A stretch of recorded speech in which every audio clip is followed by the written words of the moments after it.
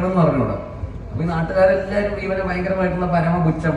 അതുകൊണ്ടാണ് ജെയ്സന്റെ ഇൻട്രൊഡ്യൂസ് ചെയ്യുന്ന പാട്ടിൽ തന്നെ ജെയ്സൺ പറയുന്നത്, കുഗ്രാമമേ കണ്ടോളുന്നിൻ കാലത്തിനും മുന്നേ ഇവൻ. കുഗ്രാമമേ എന്നാണ് അവന് നാട്ടുകാരെ തന്നെ വിളിക്കുന്നത്.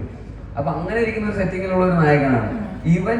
ഈ നാടിന്റെ രക്ഷകനായിട്ട് സിനിമ തീരുമ്പോൾ മാറുന്ന ഒരു സൂപ്പർ ഹീറോ ആയിട്ട് കോസ്റ്റ്യൂം ഇട്ടിട്ട് കുറുക്കമൂലേനെ വന്ന് രക്ഷിക്കുന്ന ഒരു നായകനായിട്ട് അവൻ വളരുമ്പോഴാണ് ആ നായകൻ എന്നുള്ള രീതിയിൽ അവൻ ഏറ്റവും വലിയ ഗ്രാഫും ആൾക്കാർ ഇവന്റെ കൂടെ സഞ്ചരിക്കുന്നു. ഇത് റിലേറ്റബിൾ ആയിട്ടുള്ള ഒരുപാട് ആൾക്കാരുണ്ടാവും.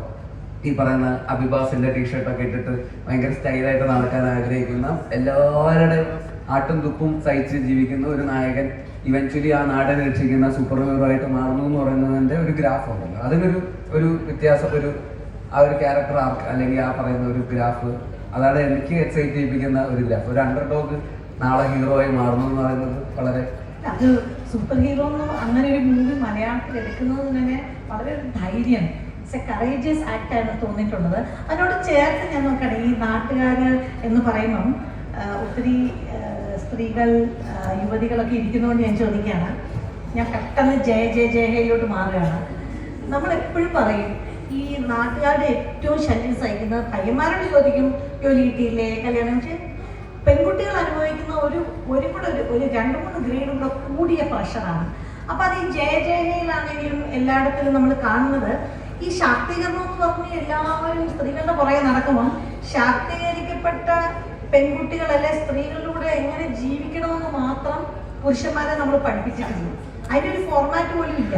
പുറം രാജ്യങ്ങളിലൊക്കെ ഉണ്ടായിരിക്കും, ഇപ്പോഴും അതൊന്നും ആ ഫോർമാറ്റ് നമുക്ക് ആക്സെപ്റ്റഡ് ആയിട്ടില്ല. അപ്പം ജയഹയിൽ സോഷ്യൽ മീഡിയ വഴി ചെയ്യുന്നത് ആക്സെപ്റ്റ് ചെയ്യാൻ പറ്റാത്തൊരു ഭർത്താവ് എന്ന് പറയുന്നത് അത് വലിയൊരു ഫെമിനിസ്റ്റ് ക്രിട്ടിക് അല്ലെങ്കിൽ ഫെമിനിസ്റ്റ് ഫോർമാറ്റിൽ അല്ലാതെ തന്നെ നല്ല ഒരു രാഷ്ട്രീയം, ലിംഗസമത്വത്തിന്റെ രാഷ്ട്രീയം അതിൽ കാണുന്നു.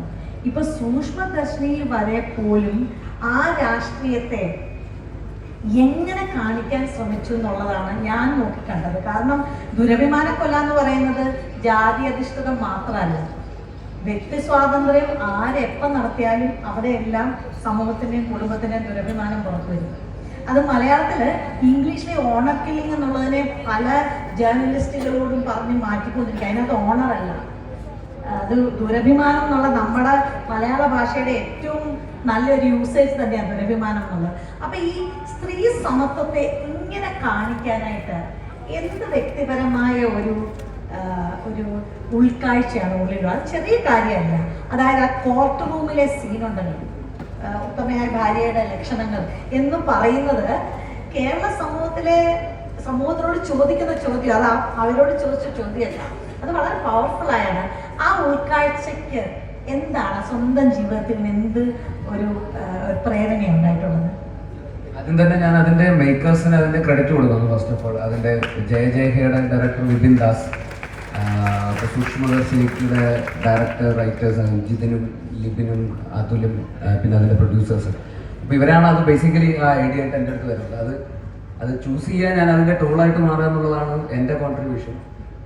ഈ അടുത്ത് എവിടെയോ ഒരു പോസ്റ്റ് ചെയ്യാൻ വായിച്ചായിരുന്നു, സ്ത്രീ ശാക്തീകരണത്തിന് വേണ്ടിയിട്ട് ഏറ്റവും കൂടുതൽ തല്ലുകൊണ്ട നായകൻ ജയഹയിലാണെങ്കിലും സൂക്ഷ്മദർശിനിയാണെങ്കിലും ഒരുപാട് തല്ല് ഞാൻ മേടിച്ചിട്ടുണ്ട്. അപ്പോൾ റിയൽ ലൈഫ് എന്നുള്ള പ്രേരണ എന്ന് പറയുന്നത് എൻ്റെ വൈഫ് ബേസിക്കലി വളരെ strong and bold and independent ആയിട്ടുള്ള ഒരു സ്ത്രീയാണ്. അപ്പോൾ എലിസബത്ത് എന്നാണ്. അപ്പോൾ പുള്ളിക്കാരി ഭയങ്കരമായിട്ട് സ്വന്തം കാലിൽ നിൽക്കാൻ ആഗ്രഹിക്കുകയും ഈ പറയുന്ന എന്തൊക്കെ ഞാൻ എത്ര വലിയ നിലയിലെത്തിയാലും അവളുടെ ജോലി കണ്ടിന്യൂ ചെയ്യുക എന്നുള്ളത് തന്നെയാണ് അവളുടെ ഒരു മൈൻഡ് സെറ്റ്. അപ്പോൾ തീർച്ചയായിട്ടും ഈ പറയുന്ന ഇൻഡിപെൻഡൻ്റ് ആയിട്ടിരിക്കുക, ഒരിക്കലും എൻ്റെ അടുത്ത് പൈസ ചോദിക്കുന്നതെന്ന് ചോദിക്കാതെ. അത് കാരണം അവൾ ഡ്രസ്സ് ഇടുമ്പോഴാണെങ്കിലും അവൾക്ക് പറ്റുന്ന അവളുടെ ബഡ്ജറ്റിൽ പെടുന്ന ബ്രാൻഡുകളൊക്കെ മേടിക്കത്തുള്ളൂ. ഒരുപാട് വലിയ ബഡ്ജറ്റിലുള്ള ഡ്രസ്സുകളൊന്നും എടുക്കാറില്ല. പറയുന്നത് നോർമൽ അവളുടെ ശമ്പളത്തിനനുസരിച്ചിട്ടുള്ള. അപ്പം എൻ്റെ അടുത്ത് പൈസ ചോദിക്കുക എന്ന് പറയുന്നത് ഇപ്പോഴും ഒരു മോശം കാര്യമായിട്ട് തന്നെ കാണുന്ന ആളായിട്ട് തന്നെയാണ്. അവൾക്ക് അവളുടേതായിട്ടുള്ള ഒരു ഐഡന്റിറ്റി കൊണ്ടു നടക്കാൻ താല്പര്യപ്പെടുന്ന ഒരാൾ തന്നെയാണ്.